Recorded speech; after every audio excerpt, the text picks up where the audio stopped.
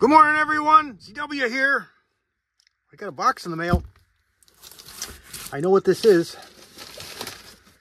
A couple of weeks ago, two Fridays ago, we had our chat, and we were talking on there about a new video that one of you guys had put out about the new Arken LPVO scope. And it was a really good video, and I had just seen it a couple hours before the show, and I didn't see the guy who made it on regularly on our side chat, but he was on that night.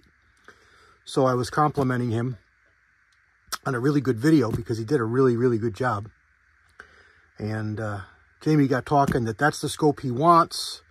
He wants that scope real bad, so he's going to save up, and that's going to be his next scope for one of his rifles. And Rollis Carvelis spoke up and started asking me a couple questions about Arken scopes. And I said that Jamie's been after me for a couple of years that I really should buy one. You know, they're really good scopes for the money.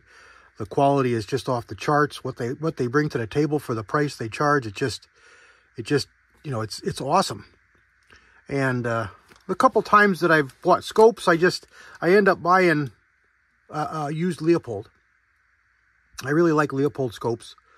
They're quite a bit overpriced for them new. Not everybody can afford them, and I understand that. But you don't have to buy new, especially with a company like Leopold, with the warranty that they have. You could just buy without worry, because if there's anything wrong, aside from cosmetics, they're not going to fix cosmetics, but anything wrong with the optic as far as the way it's supposed to work, they're going to fix it. Doesn't matter if you own it or 10 people down the road, 10 different owners have owned it, doesn't make any difference. They make a product, and the product is made to work and last a lifetime, and they warranty it. And it's a really good warranty. So used Leopolds are pretty much, you know, no buyer remorse. You get what you buy, and they're good products. So that's what I look for. So he spoke up and said that he had one and he wanted to send it to me. And I said, oh my goodness, that's beyond gracious and kind. I can't believe it. So he said, get a hold of Jamie and get my information and give me a call, and we'll set it up, and I'll ship it out to you. I'll ship it out to you right away. So Jamie sent me the information, and I texted him actually before the show was even over. And we chatted a little bit then and after. And here it is. Got here in the mail. But as I said to you, Rollis, I think it popped open, or I think something happened, because you know, the shipping label over here is all faded and hard to read. It's not legible at all. And then it looks like there's another one, a new label that's printed that I pulled off because I want to obscure the addresses. My address is out there. It's on my cover page in the About section. So that's my shipping address. But Rollis is not, so I don't want to show it out to the world. But I see tape on here. It's kind of not stuck on good, and so I don't know if that's how you taped it, Rollis, or not.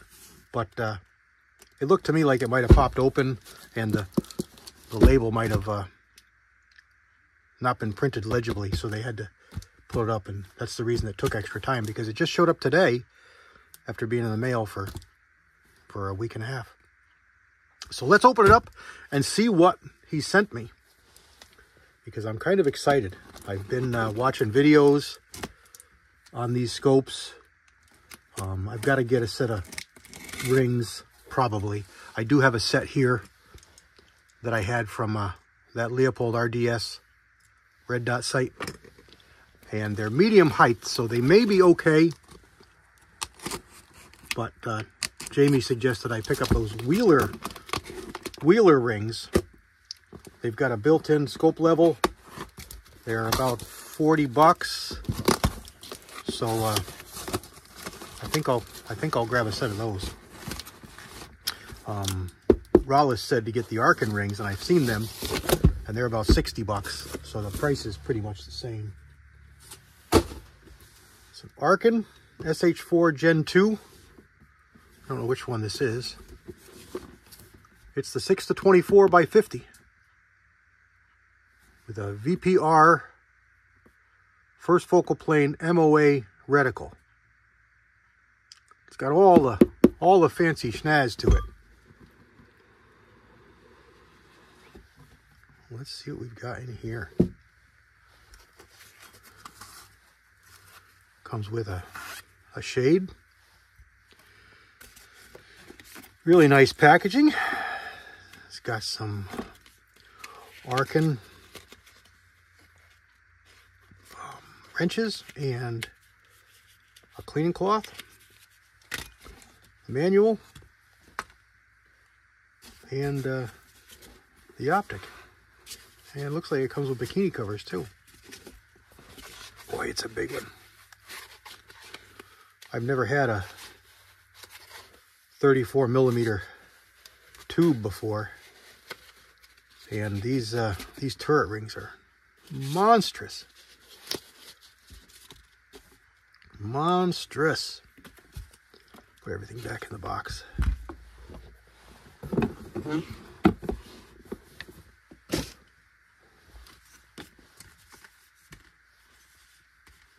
Let's see what we've got here. It's got a whole list of goodies. So 6, 24 power, ocular focus, 0 stop, which is something that's new to me. I know what it is, but I've never had one scope with it. Listen to those turrets. Very, very nice. And if you watch Cyclops' his videos, he did a couple of videos on these, and he loves them, loves them, loves them. Over here we have a parallax adjustment, or focus, if you will. And over here we've got a lighted reticle, and it looks like it's got on and offs in between each setting. So you got off, on, down, you know, a little lower, a little higher, off. And pretty neat. 1/4 inch MOA adjustments. I specified MOA over mil only because it's something I'm a little more familiar with. But after I started looking at some of the scopes that I have, I actually have a couple of scopes similar to this, but much cheaper, lower value, lower quality. And they're both mil. They're both mil. They are the what's the name of those now? They're True Glow. True Glow. We had bought them a couple years ago. Alabama Reloader found them on a clearance with a company online. They were made for True Glow, but they were styled after or built by the same factory that makes them for primary arms, because they look identical. And I don't know if True Glow didn't pick them up, or I don't know what the story was exactly, but they were about $350, 320 bucks, so a little less than this, but they were blowing them out for $100. So we got them for like 99 bucks. And 30mm 4-16 or 3-12, whatever they were. But they turned out to only be water resistant, not waterproof. And that was a big negative for me as a hunting scope. So I relegated them to air gun use, which is why I didn't immediately think of MOA and having an MOA scope, because they're on the air guns and I don't shoot those as much. So here we go. What I'm going to do here to start out, I am going to put this on a 22, a nice Savage 22, and I'll give you a glimpse here. It's a Mark II premium line, really nice, fancy walnut stock, cut checkering, high gloss blue, really nice rifle, and it's a really good shooter. 22-inch barrel, I think. And what I'm going to do is I'm going to mount it on here, but I'm waiting on a rail because this is a weaver, and every set of 34 millimeter rings I find only work with Picatinny, so the rings won't fit. So I'm going to change out this base to a pick rail because it won't affect the weaver. The weaver will still mount on it, so I can put this scope back on it when I'm done. This is just a cheap Tasco, 2.5 to 10, but it works really good. It shoots really good. It's what this rifle does really well with, and it's fit well with these Z rings. I'm just off the barrel, so my objective, you know, works good. And I'm going to mount this new Arken scope on here as a test bed, and I want to shoot the 22 challenges. There's 2 22 challenges I want to do, and I'm hoping to be able to do it before Christmas. I should have time. One is the Christmas challenge by Day at the Range, and the other one is the fly swatter challenge. That came out a couple years ago or a while back, and of course I was taking care of Mama, and I wasn't able to get to the range or do a lot of the fun stuff that you guys did. And of course the challenge is over, but I can still shoot it. If you watch Bubba Cyclops, he just did a couple of them, one with a 22 and one with a 22 Magnum. So it's going to be fun to try that out, and I think this scope would be a good one to test for that. And then what I'm hoping to do is move that Arken over here to my 7 mag. Now this has a 6 to 24 on it already. This is a Whitetail Classic Simmons, so you know, not even in the same ballpark as far as quality, but it's been a good scope for me. And 7 mag will allow me to get some range and some distance, and if I can pull off getting to the range, I want to try and set some stuff up maybe next year with the Ohio guys. And I'd really love to be able to say I can make it in April to the shoot that everybody's having at Dead Zero, but I just don't see how I'm going to be able to do it. I don't know, maybe, but we'll see.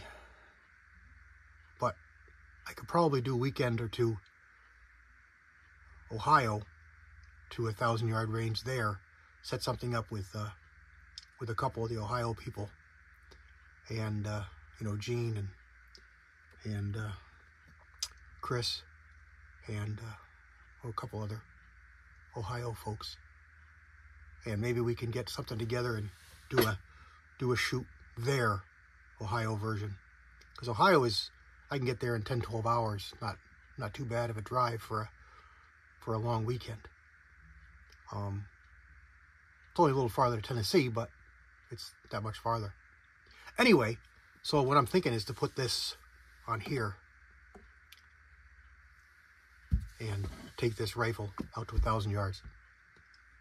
I've never done it. Never shot past 300, 320. It's about my most farthest shot. So it'll be interesting. It'll be a lot of fun. It's something I wanted to do. So there we go. Let's not stretch this out any farther. Next time we'll see this, we'll be on the range. Thank you immensely, Rallis. I'll be talking to you, I'm sure. God bless everybody. CW out.